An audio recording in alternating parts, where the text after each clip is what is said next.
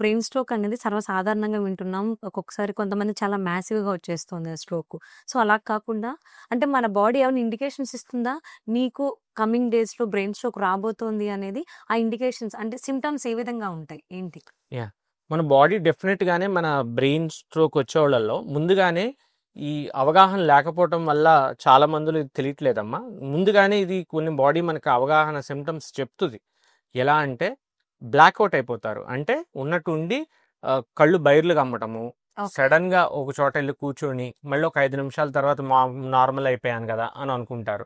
మూడోది కొద్దిగా చేతుల్లో తిమ్ముర్లు, చెయ్యి లాగడం ఇలాంటివి సింప్టమ్స్ కొన్ని తెలుస్తాయి.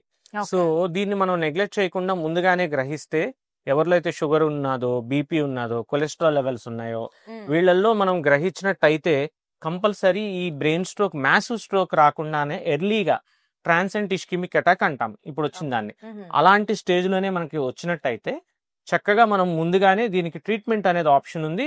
ఆ ట్రీట్మెంట్ మనం ముందుగానే గమనిస్తాము. ఈ స్ట్రోక్ వస్తుందా రాదా అని ఓకే. గమనించి దానికి ట్రీట్మెంట్ కూడా మనకి ఇప్పుడు అందుబాటులో ఉందమ్మా.